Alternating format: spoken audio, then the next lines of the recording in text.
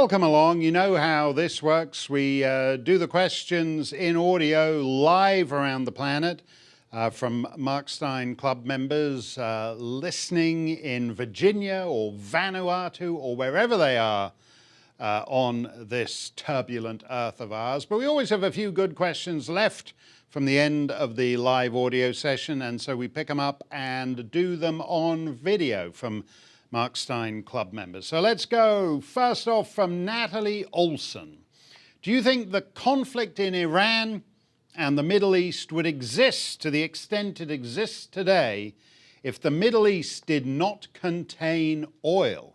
Short answer, no. Slightly longer answer, the modern conception of the Middle East, Natalie, derives from the fact that the decline of the Ottoman Empire coincided with the dawn of the age of oil, of the internal combustion engine, of motor cars and aeroplanes and all the rest of it. And so when the Ottoman Empire went south, the Arab world took on a significance it had not had before. You had the ports that were important to the British because they were important staging posts between London and the Indian Empire in Yemen, Aden, and what's now the United Arab Emirates, and so forth. But the modern conception of the Middle East as a collection of petrostates derived from the collapse of the Ottoman Empire coinciding with the dawn of the age of oil. So the best long-term solution for the West's fractious relationship with the Middle East is to render the Middle East completely unimportant. Without oil, what is it? It would be a miserable place to live, but there are a lot of miserable places to live on this planet, and we don't care a jot or tittle about them, whether you're talking about parts of Africa, parts of Latin America, parts of Asia.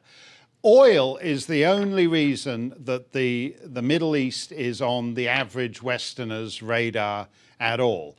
And it has the additional problem in that the oil revenues fund Saudi Arabia's and Iran's real export, which is, of course, ideology, the extreme Wahhabism from Saudi Arabia and the rather more violent Islamic supremacism that comes out of Iran, which have radicalized traditionally comparatively easygoing Muslim populations in the Balkans and Central Asia and all over the map. So it's not just good to become energy independent, it's because that enables you to buy your oil from less problematic regimes, but it also gives those less problematic regimes considerably less cash to go walking around the planet making mischief.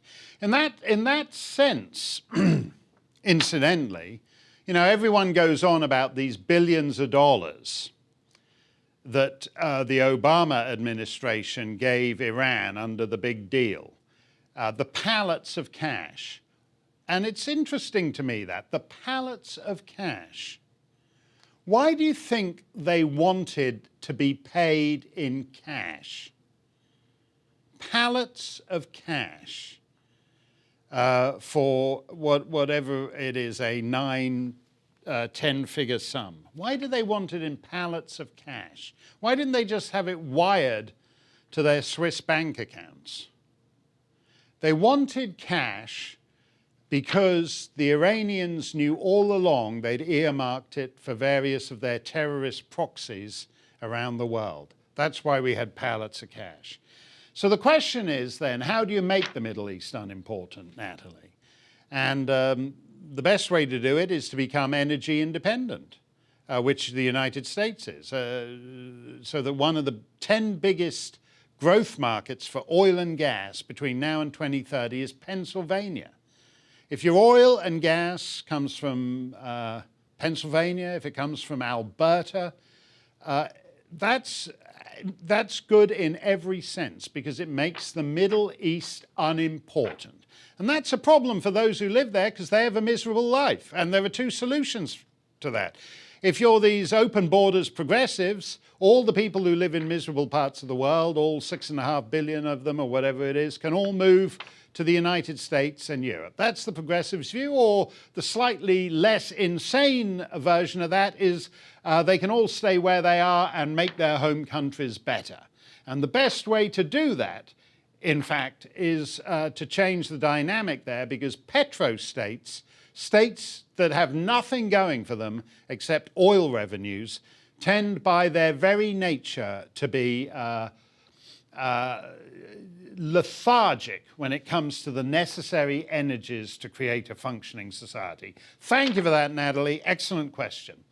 Ben Poser of Boston, Massachusetts says, "Dear Mark, I'm a fellow Victorian imperialist." Let me hold you up there a little bit, Ben. I usually say I'm a 19th century imperialist, a century past my sell-by date. And if you do the arithmetic on that, I'm actually more of a sort of 1928 level imperialist. I'm not necessarily the full Victorian one. But you say I'm a fellow Victorian imperialist, but I also have to spread unpopular truths. Tucker, that's my pal Tucker Carlson, launched into a rather regrettable rant about how sending Soleimani to his porn set in the sky is an act of provocation which could lead us to World War III. The obvious facts of who Soleimani was, Iran's terribly sanction-weakened ability to wage war, and the 608 American soldiers Solomon's proxy brigands murdered notwithstanding, any familiarity with the teachings of Muhammad immediately demonstrates that as far as war against the infidel goes, infidel provocation is pretty irrelevant, to say the least. They're going to want to kill us and bring the Kafir world to its knees, entirely regardless of how many of their gang bosses we furnish with 72 full-breasted heavenly child brides. From a 19th century imperialist perspective, acknowledging Western society's superiority to Mohammedan society, can't we just admit that being fed up with endless wars is a decent Western luxury? Meanwhile, Islam is laughing at us for not being up for the long haul. I fully respect your opinion, but I think a very faithful interpretation of jihad against the infidel is an endless war regardless of American public opinion. Ben, a lot of that is true. I'll leave Tucker to argue his corner for himself. But I will say this, that I think it has been clear that the American way of war does not work.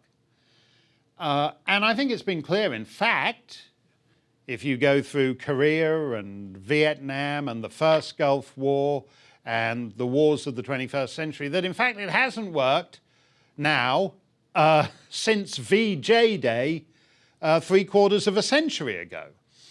And that should condition a little bit of humility and the willingness to rethink these things. As I always say, speaking as an imperialist, America hasn't an imperialist bone in its body because it's a big continental nation of 350 million people, and if you don't like it in Maine, you can go and check things out in Hawaii, and if you don't like it in Hawaii, you can check it out in Alaska, and if you don't like Alaska, you can go to Florida. So nobody has any compelling reason, as they did in the British Isles of 1880, to figure that the big opportunities were being a district officer in colonial West Africa, or a rubber planter in Malaya, or going out and being a school teacher in the Solomon Islands. None of that has any appeal, least bit of appeal, to anybody in the United States. So the question, so it's actually a big experiment as to whether there is such a thing as a non-imperial superpower. And at the height of its post-war moment in 1950, when everybody else, all its major rivals, had been devastated by war, America chose to set up transnational institutions like the United Nations and so forth, through which it would impose order in the world instead of the traditional British way or the European way or whatever.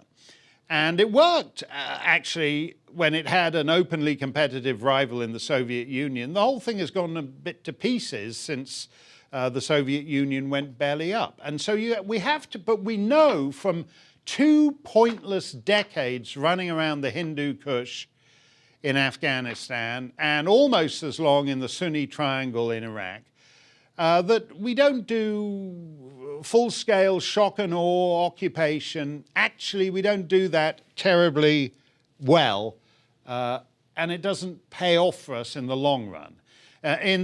Because America is a non-imperial power, for example, Iraq instead became essentially a protectorate of Iran. In other words, we got rid of Saddam, we liberated the joint, we rebuilt the joint, and the beneficiaries of that were the Iranians. That wasn't a smart move. So we have to find another way of doing these things.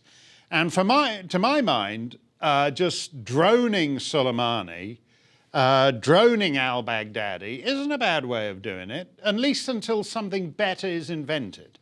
Because it's a way of not having huge involvements of large numbers of people, but at the same time saying to the bad guys, you make the mistake of catching our eye, and you're going to be with your 72 virgins rather ahead of schedule.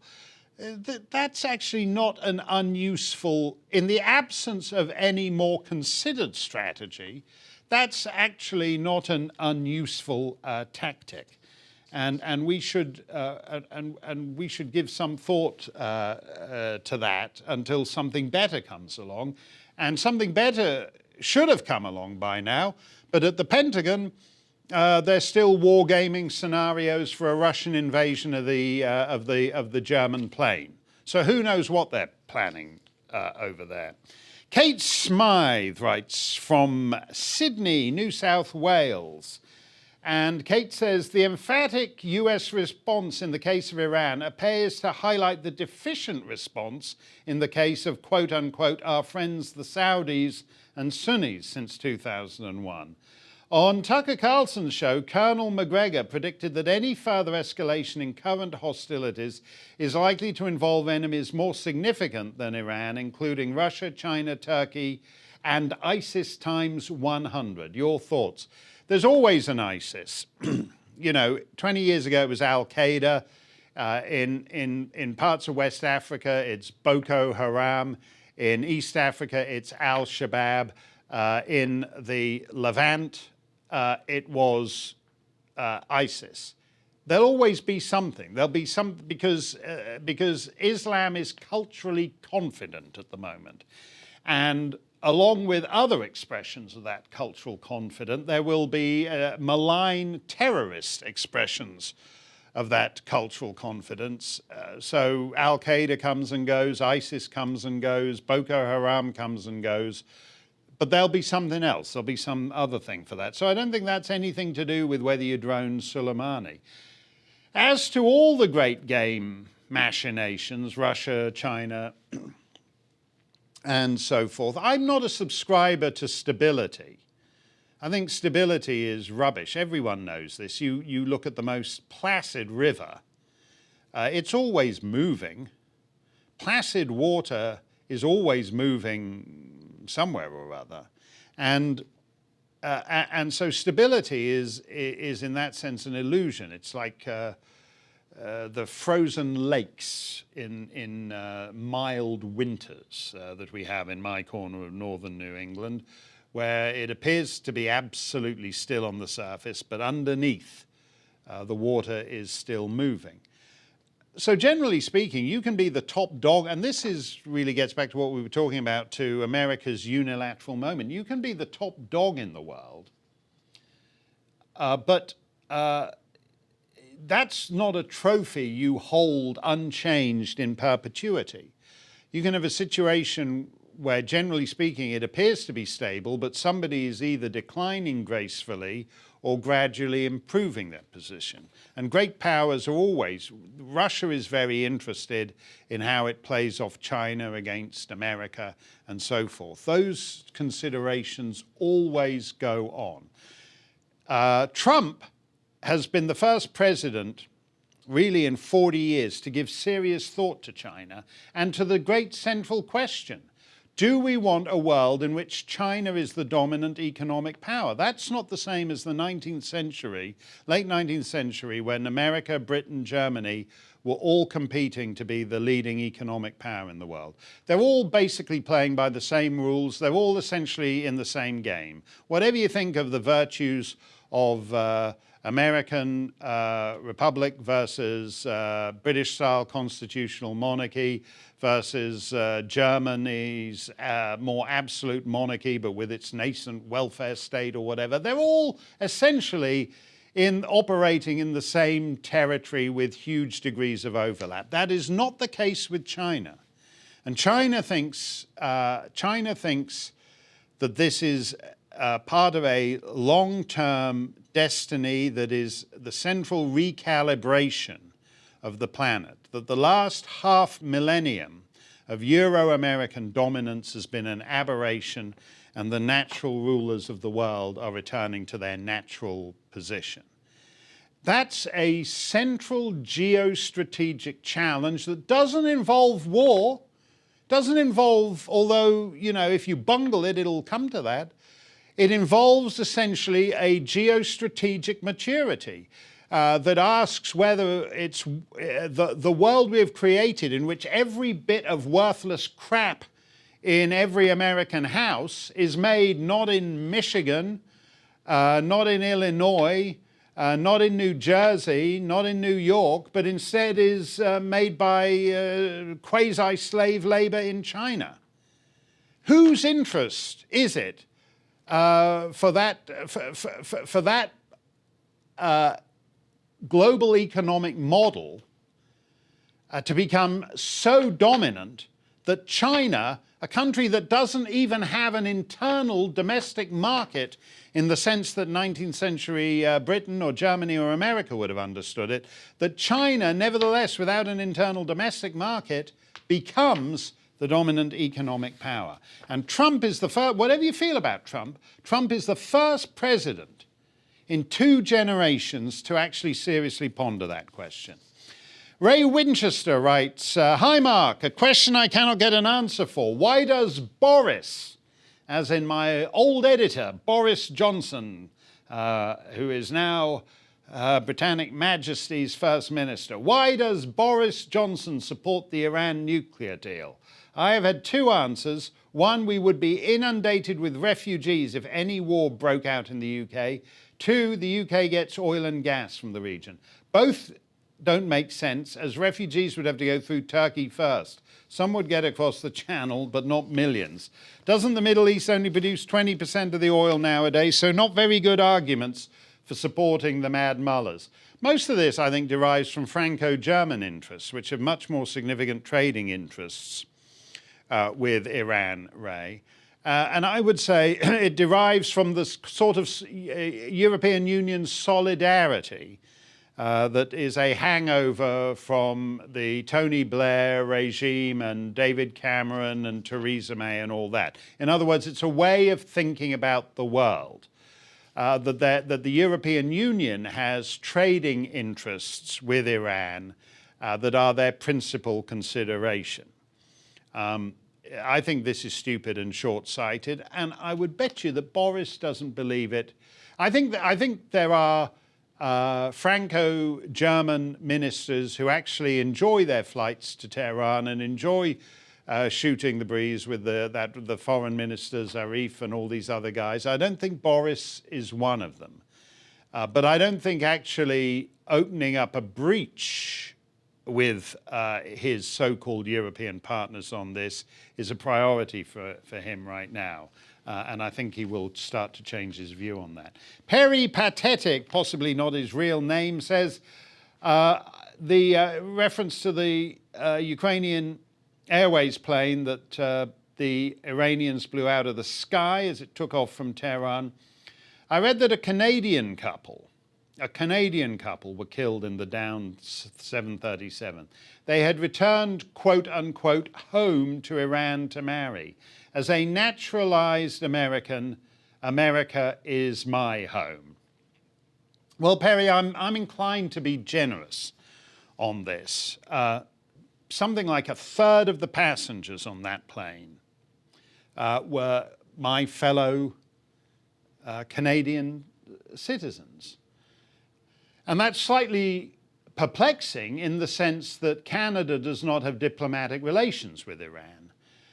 So in other words, Iran is in a very unusual category as far as Canada's external relations are concerned, because Canada does have diplomatic relations with most countries on the planet, but not Iran, because Iran is not quite a respectable member of the communities of nations. Now, on the idea of getting married, if a Canadian couple gets married and they want to get married in Canada because that's their home, as America is your home, good luck to them, Perry. But lots of Americans have what they call destination weddings. It's a thing now. There's plenty of loyal, red-blooded, patriotic Americans who go for their destination weddings in the Bahamas or the Turks and Caicos or Bermuda or Tahiti or wherever it is. What is odd, slightly odd, is thinking of Iran for a destination wedding. And this goes back to Boris and his relations with Iran as percolated through this European-backed nuclear deal. The point of that was to bring Iran into the community of nations, to discourage them not just from killing people and sponsoring terror groups all over the world, but actually to bring them within the great family of nations as a member of that family of nations. And that is why, and people who believe that can then find themselves sitting at the gate in Tehran International Airport, waiting to get into a Ukrainian Airways plane and fly out as if Tehran Airport is just part of the normal global air traffic system. And in fact, it isn't. They mistook that plane for a cruise missile and they blew it out of the sky. And they knew that 2 minutes after it had happened. Yet they lied to the world for a week. And they refused to cough up the black boxes. And they had the heads of the Civil Aviation Authority there, who have titles that are exactly the same as their equivalents in the United States, in Canada, in Sweden, in Slovenia, going on television and lying. And that's the point. They're not part. Persia is a great civilization, but the Islamic Republic of Iran is not. And that's the issue, that they have, they are unable to, on nights like that, they can't make that straddle. They can't do it. They shoot a plane out of the sky. They trash the crash site so no international investigators can go there and find the evidence of what happened. They lie to the planet and they sit on the black boxes and say they're not going to give them to anybody. They can't do anything there now. The Islamic Republic of Iran has taken a great civilization and turned it into a dysfunctional crap hole. They can't even hold a funeral there without 59 people getting stampeded to death. They can't run a funeral. It's not difficult. All you got to do is get 6 guys to hoist up the coffin, march it a few feet and lower it into the ground, or whatever they do over there. Don't tell me. Don't start writing in. I got no idea how they do it in. I saw the Ayatollah Khomeini's funeral where they're all trying to tug a piece of the body, pull the shroud apart and all get a piece of the poor guy. They can't run a funeral. And so if you believe the mumbo-jumbo of the European Union deal with Iran, you end up like those Canadians do. Oh, let's have our wedding in Iran. These Iranian Canadians. Let's have our wedding. Let's go back to the old country, like Italian Americans go back to Italy for the wedding. Let's go back to the old country, Iran. We can get there through Ukrainian Airways. And as I said, you're sitting at the gate and you think it's no different than flying from Charles de Gaulle to Pearson in Toronto. Oh, you have to make one change, but it's like changing at Heathrow. In this case, you're changing at Kiev. And and the Iranians blow you out of the sky, because in the end they are not part of the great community of nations. That's kind of a depressing note to end on.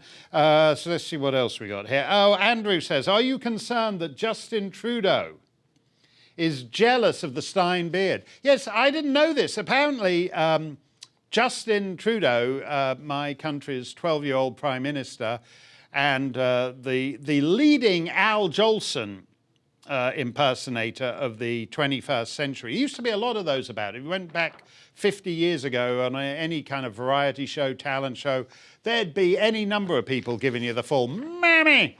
But these days, in the 21st century, in the third millennium, there's only Justin Trudeau, and he's a lovely little boy version of Al Jolson, my 12-year-old Prime Minister.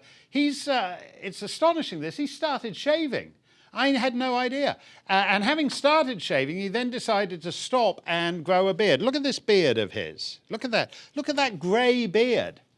That's fantastic. It's not really grey. That's all done by reverse Just for Men. You get, you normally you're grey and you get the Just for Men, and it makes you like as black as Justin's face when he does his Al Jolson impression. But instead, he's got the reverse Just for Men that takes your nice, lustrous, thick black hair and makes it grey to give you, it's the Beard of Gravitas. Now, my friend Laura Rosen-Cohen notes that Pierre Trudeau was pretty bald by this age, by Justin's. He went bald very young, Justin's dad, Pierre.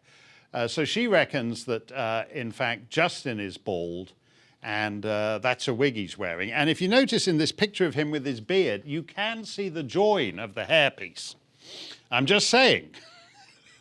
You laugh at me, but if I'd said to you 2 years ago, multiple videos would surface of Justin Trudeau capering in blackface and going, "Deo, Deo," you'd have laughed at that too, and it happened. We have a bald mammy singer as Prime Minister of Canada, and he's trying to deflect from that by growing the Beard of Gravitas. It's not going to work. My beard is way better than his fake beard with that grey dye put in it to give him his gravitas. Beard-wise, I beat the mammy singer any day. Okay, that's enough. We will see you next time.